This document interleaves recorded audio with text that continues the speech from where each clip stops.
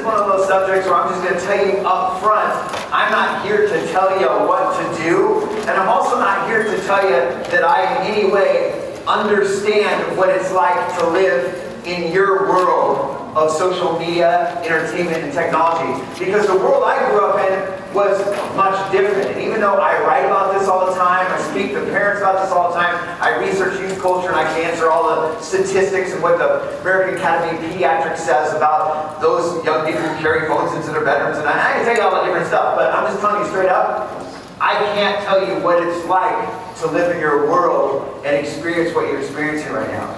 Because honestly, every expert out there right now is scratching their heads trying to figure out the ramifications of this device right now. And honestly, nobody knows. It's all speculation, because you live in this unique chunk of history right now where this thing has been in people's pockets, the majority of people's pockets in America. We're going on year 6 right now. Year 6 of this thing, the smartphone, being in people's pockets. Sure, in 2007, that's about when it all started. We didn't even see Snapchat and Insta really take in until about 2012, 2013. And it's really been about the last 5 years that stuff has started to change. And because of that, so many people are speculating. And I'll tell you, let me just give you a quick little peek into my world. When I grew up in the 80s, I woke up every morning to this high-tech gadget that was amazing. This thing right here was the prime technology available at the time. It was called the clock radio. Yeah. I mean, this baby woke me up in the morning to whatever radio station I wanted to listen to, because back then there was no Spotify, there was no, Pandora, there was no iTunes, there was no streaming at all, because there was no internet, And if you wanted an album after, and young ladies, after you spent about 2 hours getting your hair sticking straight up, young ladies, you go to the record store and you buy a record. You guys, that's kind of like a big CD, but it's plastic. And anyway, yeah, you buy a record or a tape, or you listen to the radio, and that's what me and a lot of my friends did. We would listen to the radio, and I'd wake up every morning to the radio, and as soon as I moved, all of a sudden, my body would start waving or something, because I was listening to this crazy music, which was awesome at the time, but MJ, Journey, whatever, and my body would start moving because I slept in a waterbed. Every teenager back then slept in. Does anybody even know what a waterbed is? I mean, these were the rage. Every teenager woke up in a waterbed, which is crazy, because you'd just be like, honestly, you'd itch your ankle. And for 2 minutes, it would be moving and stuff. And then, like most young people, after waking up, turning on the radio, or maybe my favorite tape, or if you were lucky enough, girls, your boyfriend made you a mixtape. That's right. A mixtape. And maybe listen to that as you're getting ready. And then a lot of us, we would get on this really pristine device that would take us to school. I mean, this thing was awesome. I mean, this big old vehicle, and a lot of people still, how many guys still take a vehicle like that to school? Okay, there you go. A few of you. And it was interesting because communication was even different back then, because most of us on this thing would actually talk with each other. It was crazy, because so far it would be a couple years before this device was invented, known as the Walkman, all right? And when that came out, all of a sudden headphones started to go on people's ears, and people started talking a little bit less. But you gotta realize, the first couple of years I was on the bus, you get on the bus, you're like, hey, what are you doing? What are you doing? What are you doing last night? And you talk, because that's all there was to do. And sometimes the cool bus driver would play music, and you'd be like, yeah! And he'd play some radio station or something like that. But other than that, you didn't have music until finally this, device started to come out, and then all of a sudden, it was amazing, because you had this portable music. It was a new thing, and we're talking early 80s here. And for parents, also when music became portable, all of a sudden there are huge concerns about the really filthy music out there. AC/DC's You Shook Me All Night Long, and Madonna's Like a Virgin, because that was the dirty stuff, okay? And you got to realize at the time, the songs that topped the charts was pretty innocent stuff, you know? I mean, there weren't like F-bombs all over the charts and stuff like that. The charts were just kind of whatever was popular at the time, you know? And it's interesting when you kind of compare to the charts then to the charts now, and you kind of seeing what's there. I mean, most of your parents have no clue who this guy is. He thinks he's some guy who just sells weed in the middle school, you know? I mean, they don't even know. You guys, in the 80s in my world, we listened to these guys right here, right? Does anybody know who this is? Absolutely, Duran Duran. You guys, as a matter of fact, I don't think guys like these guys because the girls were so crazy over Duran Duran that it was like, you know, it's like throwing shade on the fellas. I mean, we're sitting there like going, hey, you know, you're just trying to talk, and they're like, oh, who do you like better, Simon Le Bon? And I mean, it's like, oh my gosh, it was crazy. So, I mean, but music was different then. And there wasn't a lot of pressure at the school dance. Because at the school dance, you just go, and that music would be going. And you're like, oh, okay. You know, it was good 80s music and stuff like that. And the pressure really wasn't on that much. Because all the music kind of had a really good beat. And there wasn't the pressure to dance because every single person danced the exact same way, like this.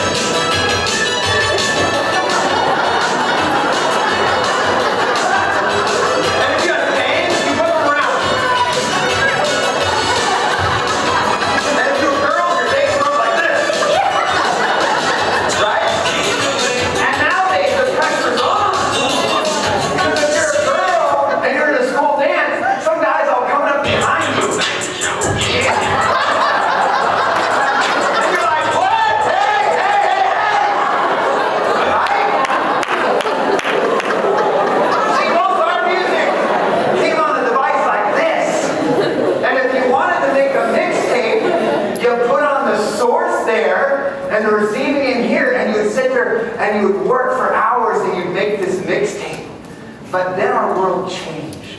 All of a sudden, our world changed because for the very first time we saw something we had never seen before. Our first music video. This was 1981. There was a group called the Buggles, and they had this song called Video Killed the Radio Star. And this music video came out, and it was kind of weird because they were like singing. Now we had seen people sing on stage before, you know, they maybe had the TV camera on or something like that. But I mean, this was a group that like had kind of like some stuff going on, and all of a sudden people said, hey, we can do these music videos where you kind of have like this story happening or something else. And the music video that changed it all was this one right here. Because all of a sudden, some guy who knew how to filmed with a guy who had some serious talent and made this music video, and all of a sudden everybody wanted to watch these music videos. But you know where we watch these music videos? Not our phones. We didn't have them. Not our computers. We didn't have them. We all watched them on our color TVs. And these color TVs, we had to actually wait till they came on. Where I lived in California, there was a show on Friday night called Friday Night Videos. And we as young people would stay up. We'd beg our parents, can we stay up and watch Friday Night Videos? Because it was the only place you could see music videos. So we would stay up to watch music videos because we hadn't quite had this new piece of technology that came out that was amazing. I mean, this thing is cutting edge. You ready for this? The VHS player. The VHS player could record Friday night videos, and then you could watch it with your friends the next day and watch Lionel Richie and Michael Jackson and Journey. I mean, it was awesome. I mean, it was this amazing stuff, you know. So this is kind of the way it was. Now, I didn't even have one of these. I remember I talked to my wife, and we were talking about when did your parents get a microwave? When did you guys get a VCR? Because it was a while, and for a while, only like kind of the rich kids had this. Like we didn't have one for a while. And as a matter of fact, you say, well, Jonathan, couldn't you access stuff on a computer? I had one friend who in the mid-80s finally got this brand new computer that was from these guys that nobody had heard of. This computer was called an Apple computer, okay? And I had this one friend who had one, and we went over there and we're like, whoa! And it's a monochrome monitor. Monochrome means one color, so it's like all green text, that's all there was, And you could type a paper on it or something like that. That was pretty much it. But I mean, things were different. Communication was different. If you want to communicate with somebody, think about this. When you got up, the first thing you didn't do was check your phone, because if you checked your phone, you'd be checking your phone on the wall. And that's your phone. And it was a thing that was connected to the wall. And it was this thing, we're talking, there was no cell phones. No. There wasn't even this cell phone yet, okay? The phone my house had looked something like this. And there was usually one or two in most houses. And you'd get on it, and you'd start talking.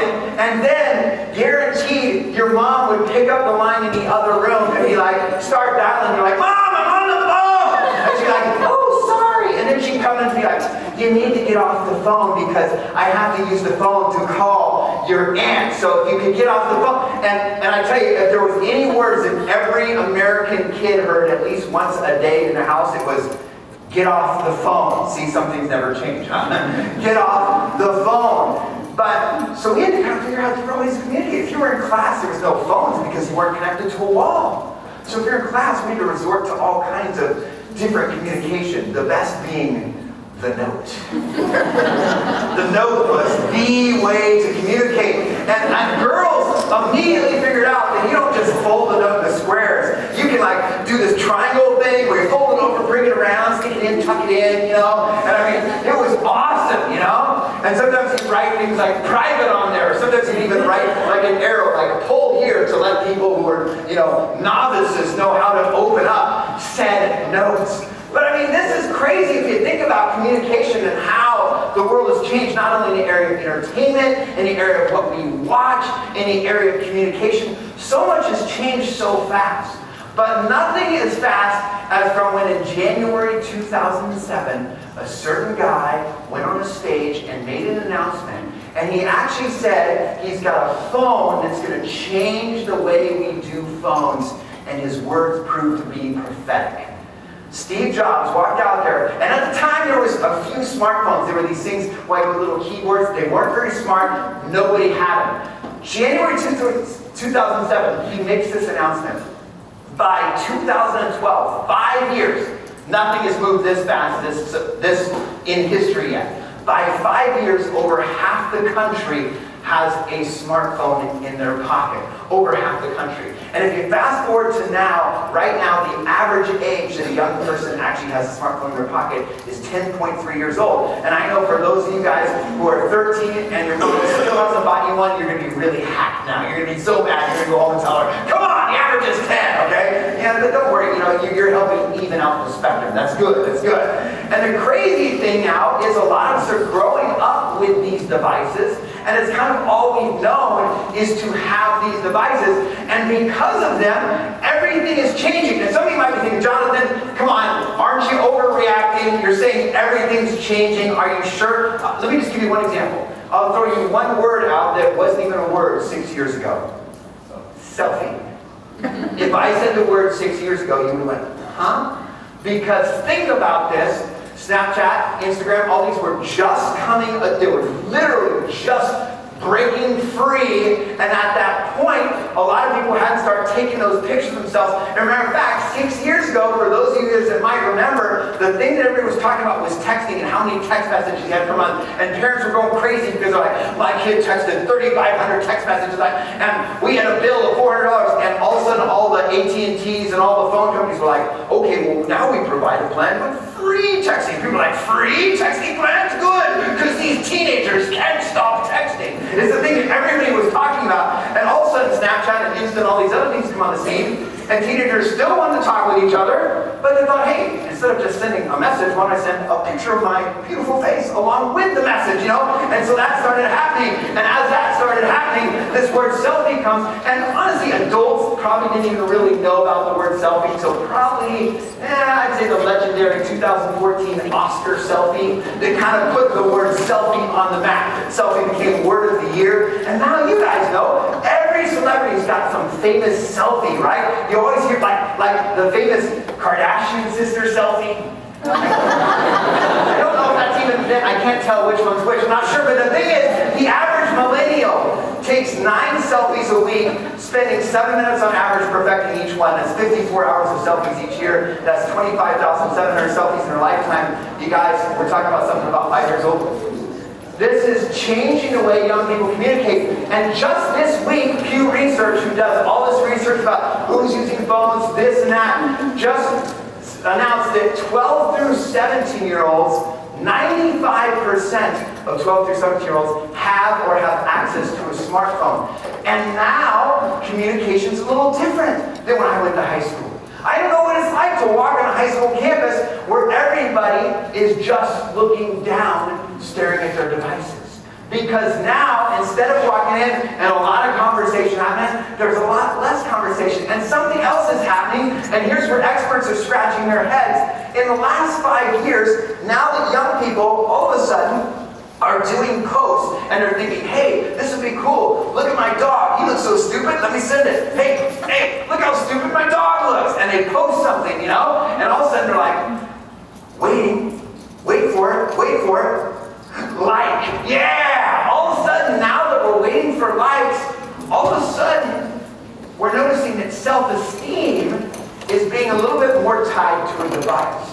As a matter of fact, every expert out there is saying, all of a sudden we're seeing a lot of young people kind of upset because they feel like, and honestly, here's the way I look at it, we are now walking around with a little barometer in our pocket that tells us exactly how popular we are, exactly how many friends we have.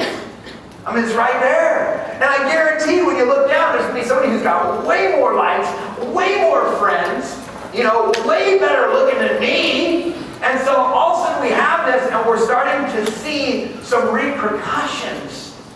And that's why this morning we're just going to talk about not taking this device and throw it away. I'm not here to say that this device is bad. This device got us here this morning.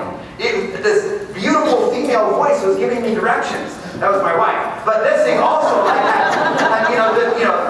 this little map we could look at, I mean, we can open up the Bible today, we can look at this device. This device is actually a great device for connecting with people outside the room.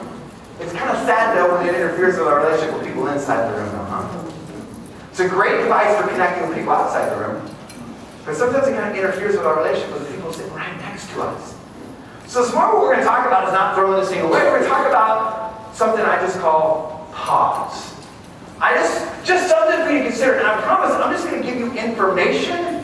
And what we're going to do is we're just going to look at this information and take a peek. And I want to specifically look, and I kind of want to rethink 4 areas of our phone, 4 facets, 4 elements of our phone that we've seen emerging in the last 5 years. And I want to see if these are some things that you notice, and maybe this will be helpful. Maybe some things that we need to rethink about this, because honestly, we as a country, we as young people, honestly, we're just figuring this stuff out.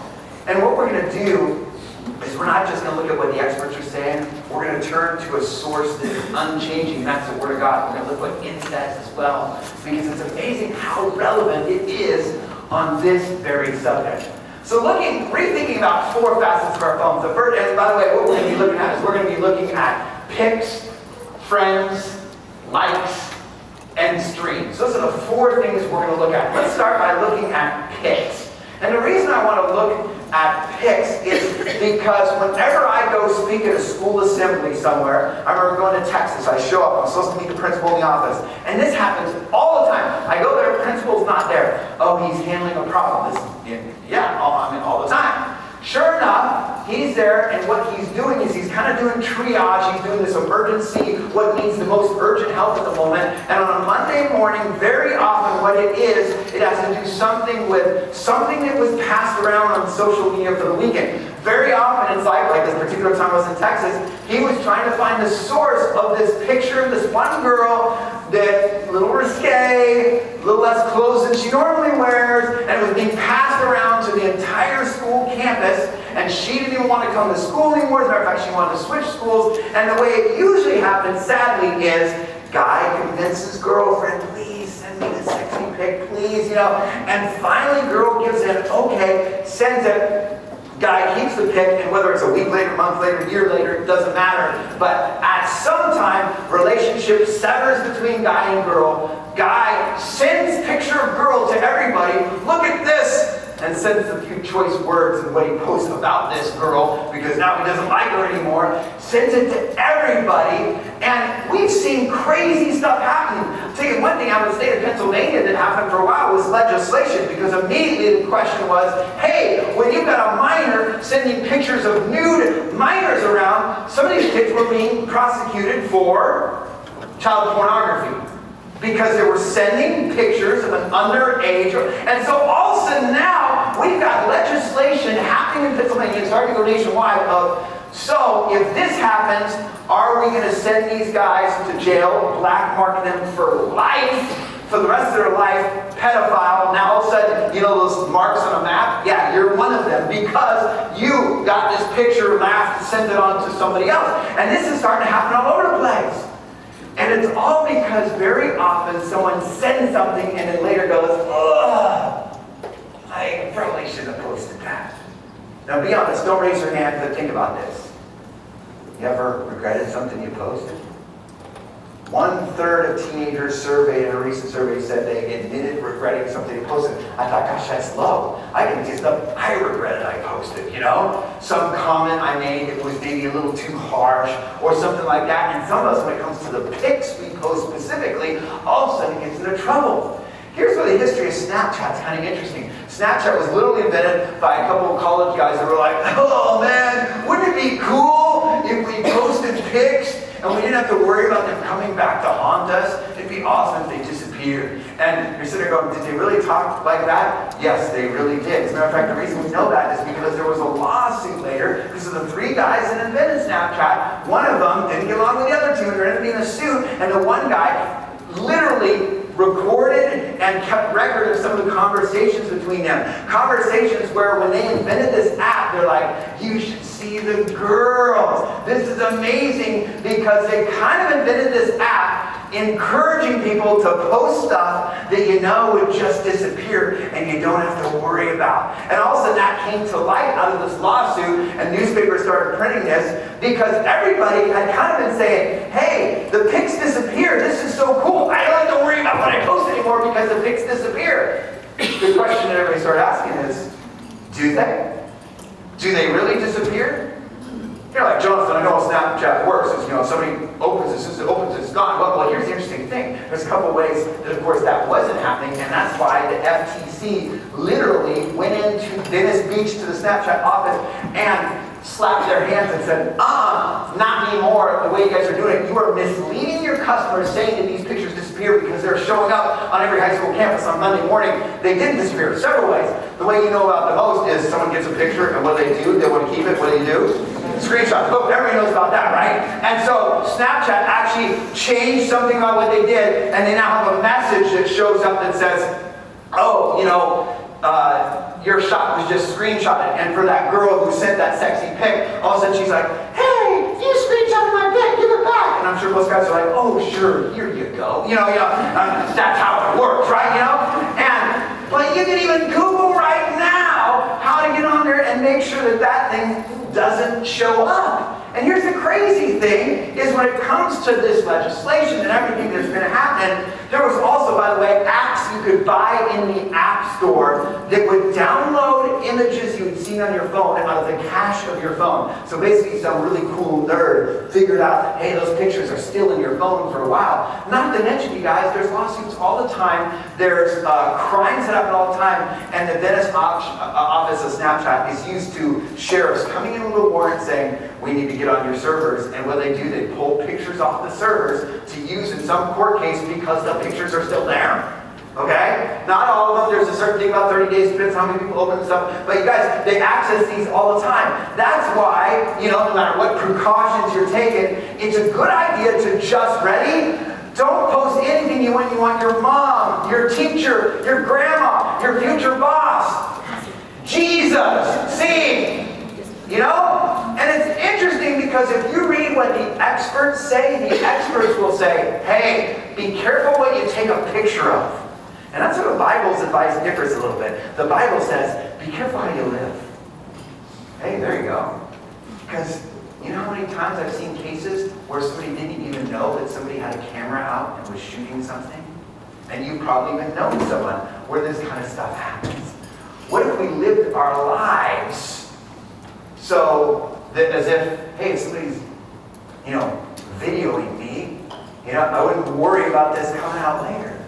What ends up happening is a lot of young people, it happens at night. It's nighttime, kind of feeling maybe bad, maybe sometimes alone. You're looking at whatever favorite screen you have. And what we find is so often there's that late night post. And wouldn't it be better if instead of hitting post, if you wanted to do that late night post, what if you just, instead of while you're staring at your screen, because not a lot of good decisions are made on the phone at 11:30 or 1 a.m., what if you hit pause instead of hitting post? I'm not saying don't post stuff on social media. It's a reality. It's going to happen. This is the world we live in. But what if you just thought about it for a while? Matter of fact, I talk with your parents all the time. Most of what I do is I go, 85% of where I speak is I go to a church. I speak to the parents of the church and do a Parenting the Smartphone Generation workshop, in which I show a lot of this research and stuff. I'll go into a school. I'll speak to the parents of school. But that's funny, I get to speak to young people too.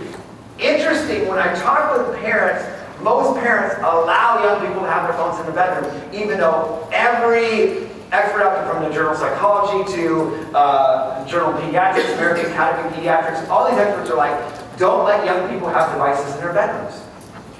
I just want to ask you a quick question. Why do you think it is that every medical expert out there is saying, don't let young people have their phones in their bedrooms? Just think about that one for a second. At night. See, the thing you might want to think about is maybe at night, maybe powering off isn't so bad, Maybe a docking station, in the family kitchen or something like that isn't such a bad idea. But forget this worldly wisdom for a second. I want to give you something I call Wisdom 101. And if you aren't even taking notes, remember this. The book of Psalms has so much wisdom. And just remember 101. When you take college courses, you'll take English 101. You'll take History 101. 101 is that number that's always like that first class, intro class. Here's wisdom number 101 from the Bible. And it's from Psalm 101. And check this out. He says, I will sing of your love and justice, Lord. I will praise you with songs. I will be careful to live a blameless life. A blameless life. One that doesn't worry about, that picture you sent, it got captured. Oh no. I'll be careful to live a blameless life. When will you come and help me? I will lead a life of integrity. Integrity. How many of you guys have taken geometry in the last few years or have to take geometry? Anybody here taken geometry yet? Okay. What's the word integrity sound like? Sounds like a math word. Integer. You know what an integer is? Somebody give me a definition of an integer. Whole number. It's a whole number. You know what integrity is? You're living your whole life as one person. You're not one person in front of your parents, another person in front of a certain group of friends, another person entirely online. I will live a life of integrity means I will live a life as one whole person. And in my home, I will refuse to look at anything vile and vulgar. I hate all who deal crookedly. I'll have nothing to do with them. I will reject perverse ideas and stay away from every evil. I will not tolerate people who slander their neighbors. Well, there goes the comment section of social media. I will not endure conceit and pride. No, there goes Drake. Whoops, sorry about that. Psalm 101. It's interesting. You guys, I'm just saying that possibly when it comes to the pics we're posting, maybe we should just rethink a little bit. And the thing that I encourage you to just consider, and you guys, I know because I talk to your parents all the time, I know that most of your parents have no idea what you're posting, what you're streaming, who you're talking with. And I know that for a fact. They don't have a clue. And the reason I'm talking with you is because I know you're the one who has to make this decision. I can't make it for you. Your youth pastor who brought you can't make it for you. That's what I'm talking with you. For you to consider, hey, when it gets to be just you in your room at night, I encourage you, try pressing pause instead of pressing post. And maybe sleeping on some of those decisions. That's too convicting. Let's move on. What else we got? We said we were going to talk about pics. Let's also talk about friends.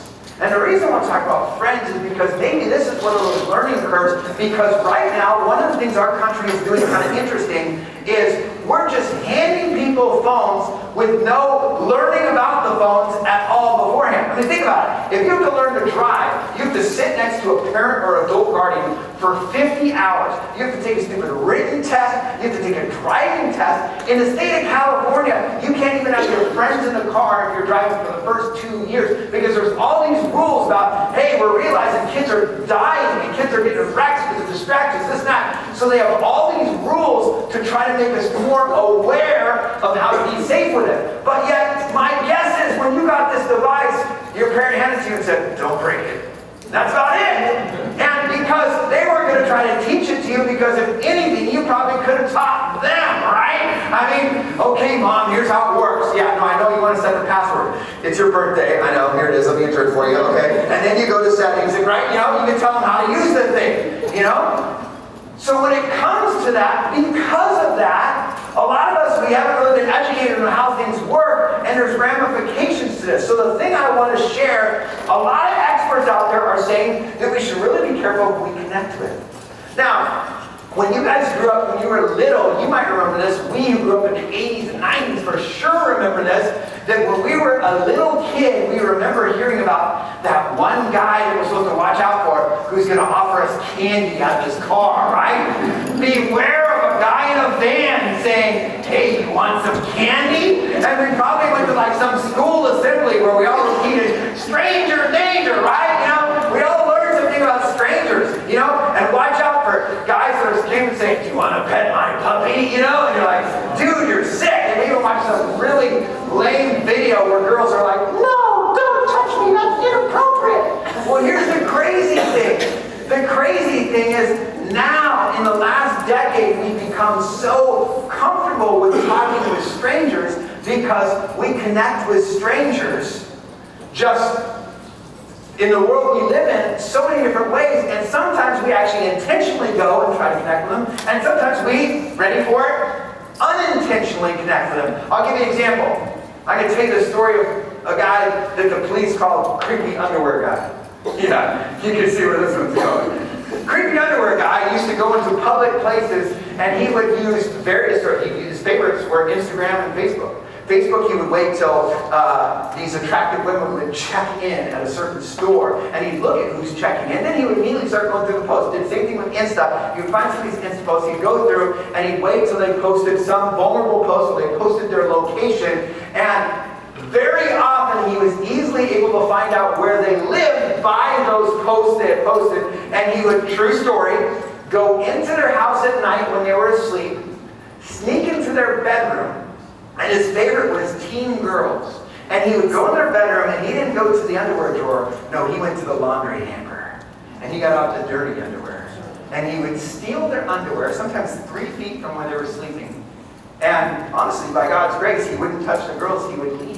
When the police finally caught this guy, they were easily able to identify and connect him to all these victims because he had a collection of used underwear that he had of all these different girls. They call him creepy underwear guy. And it's interesting because a lot of girls didn't even think about it. They didn't even realize it. They didn't even know that, hey, the ramifications are when you post something and you post your location, if you continue going to those locations, the regular location, you go to your favorite coffee shop, whatever, or if you post something from home, this kind of stuff, very often people literally will show pictures of you standing in front of your house, with your address right in the back or whatever, and there's all kinds of ways that nerds know how to get satellite information off of pictures and stuff. You guys, this stuff happens all the time. But here's what happens the most.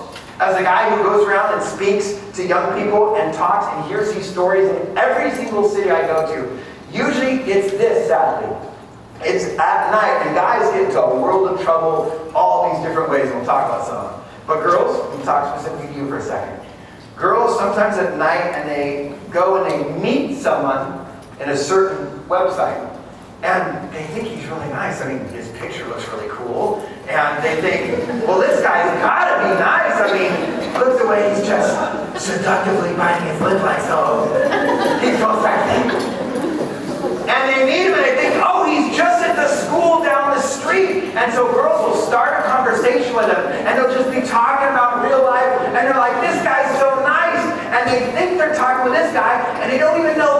talking with this guy. Yeah. I'm sorry if that was your uncle. He's a freaking creep.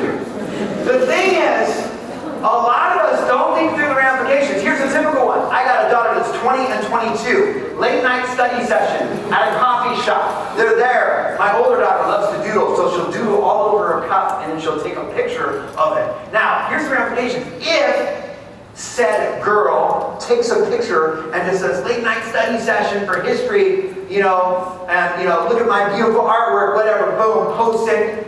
So often they tag your location. The ramifications is if they don't even realize that they befriended that guy, when they post that, and that guy's their friend, and they just said, it's late night, I'm done studying, I'm here, I'm about ready to walk to my car, think of the ramifications. You guys, this stuff happens all the time. And we need to just learn simple things about posting our location, because if not, we're going to be that guy. Guys, true story, got a call from a parent, and I'm actually writing my book called The Teen's Guide to Social Media, and as I'm writing this, I happen to be writing this section about these anonymous, and I'm doing all this study, and I'm kind of actually getting a little, I was like, wow, I didn't even realize how potent this world is of creepy dudes like that are out there. Like what? Like that? Yeah, exactly. Like what? Like that guy right there? Yeah, exactly. Him. That guy right there is out there just trying to haunt you, okay? He and his twin brother and his dad are all out there, okay? And his mom. And the thing is, I got a call from a parent out of Texas, and they say, Jonathan, I need your advice. I said, what's going on? Our son met somebody gaming. Through that game speak thing or whatever. He wears his headphones all the time and he meets these different people. And he was talking, and all of a sudden he met this guy who was his friend. And he said, hey, your system seems kind of slow. And the kid's like, I know, we don't have a lot of money. And this friend goes, well, I've got lots of money because my dad struck oil in Houston, and I'll send you a new gaming system. Just send me your address. And like any good young lad, what's he do? Sure, oh boy, and he sends the address. So the parents are like, what do? I said, lock the doors and call the cops. They're like, really? Isn't that a little extreme? I said, ask the cops if you think it's extreme. I get an email the next day, and they're like, so the cops said you were right, and do you know they have a whole department that focuses on that exact thing because it's so common? The story gets more interesting. As they're sitting there researching, trying to figure out what's going on, a package arrives in the mail with $100 bills in it. They track the package back to where it originated from, and it originated from a trailer park in Houston. I cannot make this stuff up, okay? A lot of oil industry billionaires living in trailer parks, don't you think? And it's interesting because, you guys, this stuff happens all the time. I'm telling that story 2 weeks later, and a dad, I'm doing a parent workshop, and the next day I speak to the church. When I get to the church, the dad goes, I got home after your parent workshop, and I went in, and my son was playing games with his headphones on, and he goes, I sat down, like he said in the parent workshop, just to hang out and talk to talk to my son. And he's talking with this friend. And he goes, I was sitting there for 1 minute, and the particular thing he was doing had the words going across the screen or whatever like that. And he was looking at it, and he goes, that guy right there. He goes, Billy, I need you to type something to that guy. Billy said, whoa, just go ahead. He goes, yeah. I want you to type, how old are you really? Because this guy was sitting there saying he was 13 and this and that. So the guy, he goes, he wasn't talking like a 13-year-old. He goes, type, how old are you really? And before the guy could even tell me, I said, well, typical profile is 35 to 45, single, white, lives at home with mother in the basement. I'm saying whole profile. And he goes, 38 years old. And he was like, yeah, I'm really 38, but I feel like a kid, and stuff like that. And he was like, boop, disconnect, boom, right there. You guys, this stuff happens all the time. Starting last fall, it gained a new leg because there's this really cool thing called Snap Maps. And it is cool. I mean, right now, I can sit there and I can pinch my screen and I can be like, where's my daughter? Where's my friends? Where's my wife? Why is she at his house? I'm just kidding. She won. The thing is, I can sit there, but you can find out where all your friends are and you can see them exactly where they are. You guys,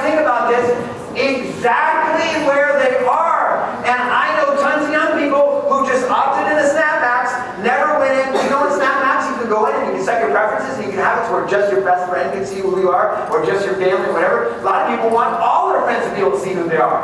Think about that for a second. You know who can see who you are and where you are? Yeah. Be careful who you connect with. We need to start thinking through some of this stuff. Let me quote the great theologian, Will Smith. Will Smith said this. He was in an interview with Teen People magazine, and someone said, "What's the best advice anybody ever gave you?" And he said, "My grandpa once told me, be careful who you surround yourself with." And he said it was the best advice I've ever heard. Will Smith goes on, he says, think about who you surround yourself with. He goes, think about the 5 people that you spend the most time with. And then Will Smith said this, that is who you are. Think about that. Think about the 5 people you spend the most time with. That is who you are.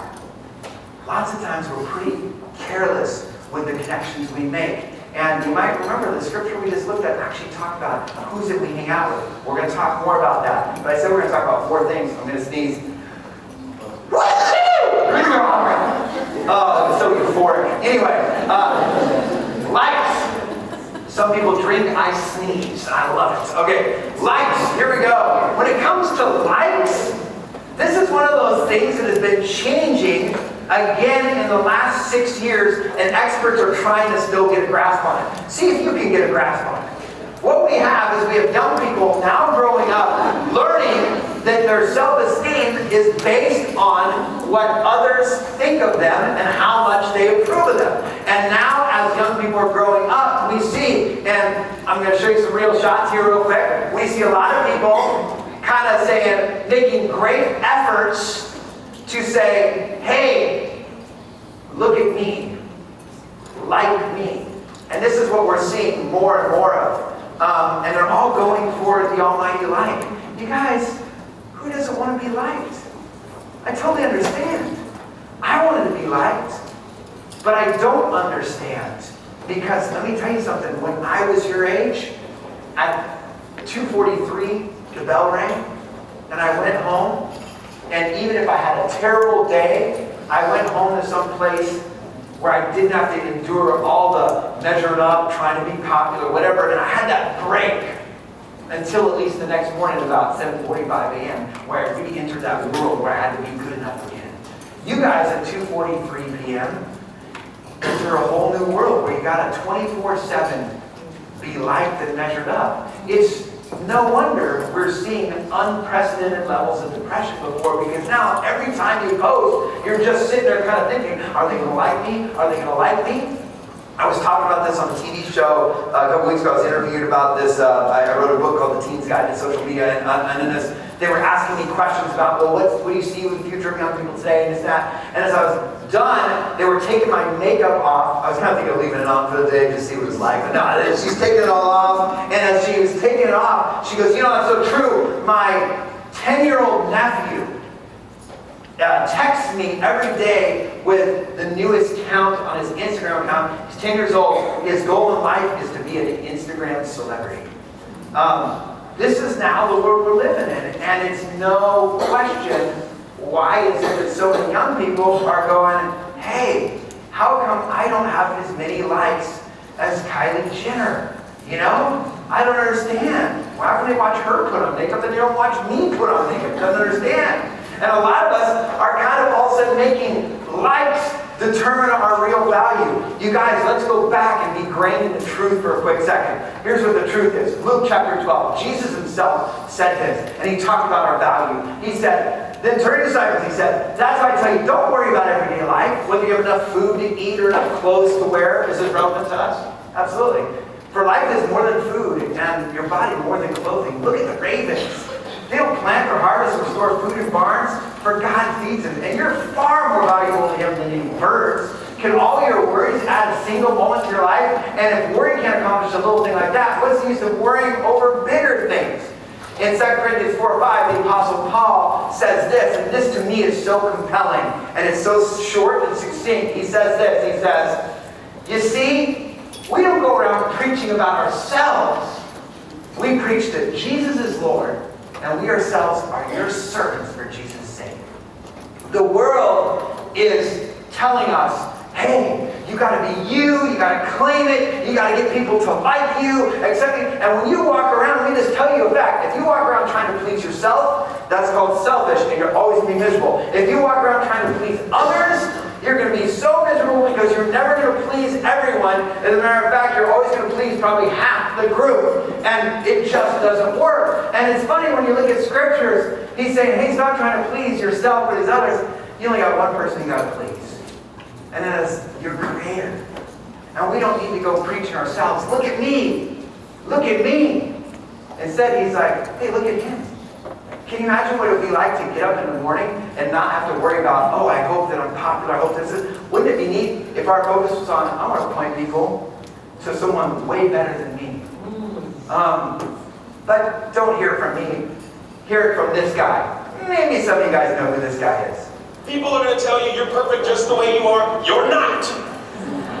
You're imperfect. You always will be. But there's a powerful force that designed you that way. And if you're willing to accept that, you will have grace. And grace is a gift. And like the freedom that we enjoy in this country, that grace was paid for with somebody else's blood. Do not forget it. Don't take it for granted. God bless you. Please get home safely. Thank you. Wow. God bless MTV. Your value was paid for by someone else's blood. Something to think about when it comes to likes. I said we were going to talk about 4 things. Let me talk about this one last thing, and that is streams. When it comes to streams, what we're talking about is we've been talking about this identity. And in our last 5 minutes we have right here together, let's talk about remembering who we are before we click.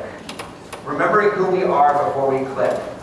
We live in a very different world right now of entertainment. Let's touch on, just because of time, one thing. Let's talk about music for a quick second. Right now, if you look at the top of the charts, what you'll see is Drake. And he actually broke the Beatles record. He has 27 hits in the top 100, over half the top 40. He's killing it. And Drake's a likable guy. People like him and all this different stuff. And so, of course, and if your parents ask who's Drake, you're going to tell them about God's plan, Drake, right? You're not going to talk. You're not going to let them see hardcore Drake, right? Or dancing with Nicki Minaj, Drake, or singing with A$AP Rocky, Drake, But I mean, let's be honest. Do our parents really know what's on our headphones? If you look this week, the charts just changed because they're going up and a new one start actually July 21st, which hasn't happened yet. Billboard's always ahead of the game.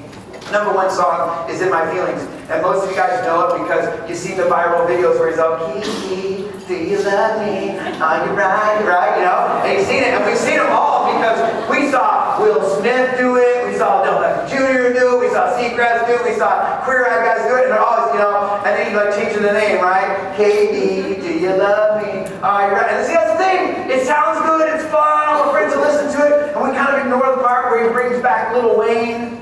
Because Lil Wayne's maybe not quite as innocent when they bring back that mix where Lil Wayne's talking about a little bit of stuff, And from his Lil Wayne's innocent song, Lollipop, from years ago, that song about candy. This song's not about candy.